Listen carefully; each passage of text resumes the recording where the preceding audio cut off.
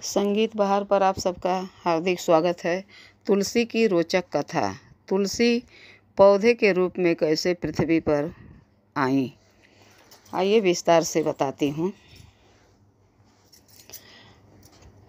तुलसी की रोचक कहानी इस प्रकार है। कुछ पौराणिक कथाओं के अनुसार एक बार इंद्र और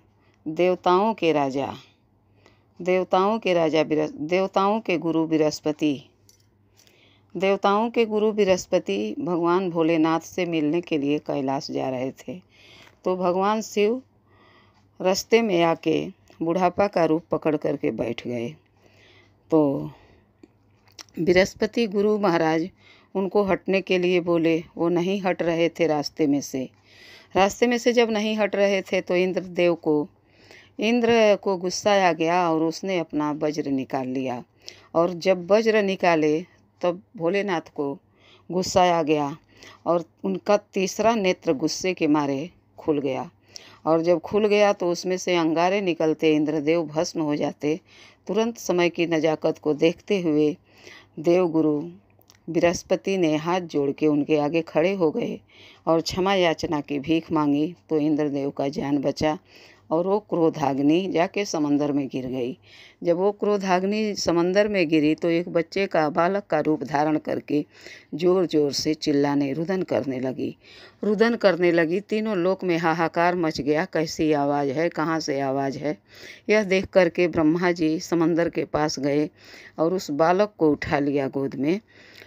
बालक को गोद में उठाते ही वो बालक ब्रह्मा जी के गले को इस प्रकार पकड़ा कि ब्रह्मा के आँखों से आंसू चल पड़े। और किसी तरह से जब बच्चे का हाथ छूटा तो ब्रह्मा जी ने उसका नाम जलंधर रख दिया, जो शिवपुत्र कहलाता है। ये जलंधर दैत्य कुल में दैत्यों का राजा बना और बहुत ज़्यादा अपना जप तप करके अपना सौरव बल पुरुष अर्जित कर लिया था। तपस्या करके बहुत बलशाली हो गया था और ये जलंधर से कोई पार नहीं पाता था। इसकी शक्तियाँ धीरे धीरे बढ़ने लगी और जलंधर की निगाह बैकुंठ पर गई। जलंधर बैकुंठ पर आक्रमण कर दिया। जलंधर जब बैकुंठ पर गया तो माँ लक्ष्मी उसे समझाया कि देखो भाई, तुम समुद्र से पैदा हो, समुद्र से निकले हो और मैं भी समुद्र से हूँ, तो इस तरह से आप हमारे भाई हुए। तब वो बहुत शर्मिंदा हुआ और वहाँ से चला आया। फिर वो खुरापाती दिमाग फिर कैलाश पर लगाया। भगवान भोलेनाथ को मारना चाहा कि कैलाश पर आक्रमण कर दिया। भोलेनाथ लड़ाई करते करते थक गए और वो जलंधर से पार नहीं पा रहे थे। उसका कारण यह था कि उसकी जो पत्नी थी वृंदा, काल नेमी की बेटी थी और ये दोनों का शादी हो गया था और जलंधर को बहुत चाहती थी और अपने पति धर्म का आदर स्वागत करती थी। इसलिए जलंधर और अजय हो गया था। जलंधर पर कोई विजय नहीं पाता था। तो जब शक्तियाँ मिलती हैं तो लोगों का गरूर और घमंड बढ़ जाता है, तो हर चीज़ का मार्ग होता है।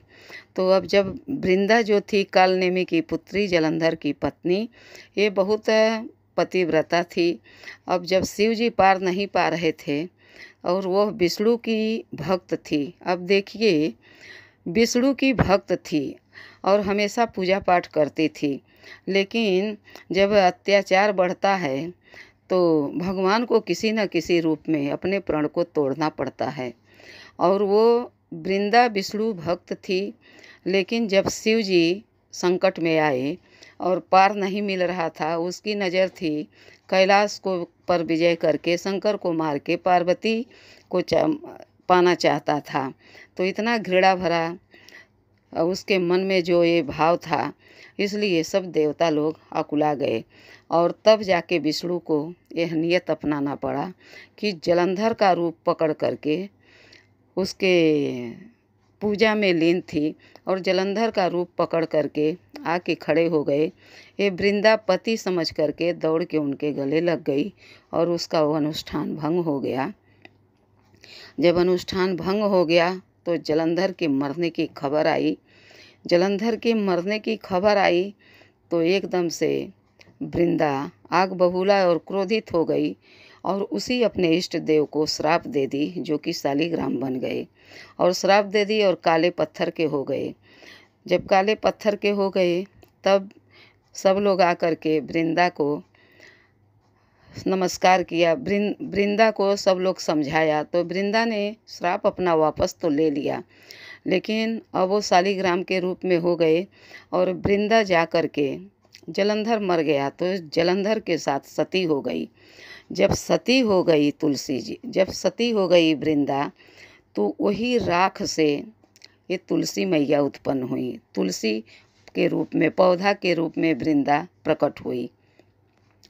पौधा के रूप में प्रकट हुई तो नारायण के मन में, भगवान के मन में वृंदा के प्रति बहुत आदर और स्नेह पैदा हुआ और वो उसको वरदान दिए कि जब तक ये तुलसी का वृक्ष, ये तुलसी का पौधा, ये तुलसी का पत्ता हमारे भोग पर नहीं चढ़ेगा तब तक वो भोग मान्य नहीं होगा। मतलब उसको तुलसी वृंदा को सम्मान दिए तो वो भगवान की बहुत चहेती बन गई। भगवान उसे प्रेम करने लगे रुक्मिणी से भी ज़्यादा। तो इसलिए तुलसी और नारायण की कहानी बनी और वही कार्तिक के एकादशी को तुलसी और शालिग्राम की शादी होती है और तुलसी माता सबकी कल्याण करने लगी, रक्षा करने लगी और तुलसी घर आंगन में पौधे के रूप में उपजाने लगी और तुलसी को सब लोग पूजने लगे। तुलसी की यही कहानी है और तुलसी की यही कहानी है। धन्यवाद। अगर ये कहानी रोचक लगी हो, अच्छी लगी हो तो प्लीज़ लाइक कीजिएगा, सब्सक्राइब कीजिएगा। आप लोगों का बहुत बहुत धन्यवाद।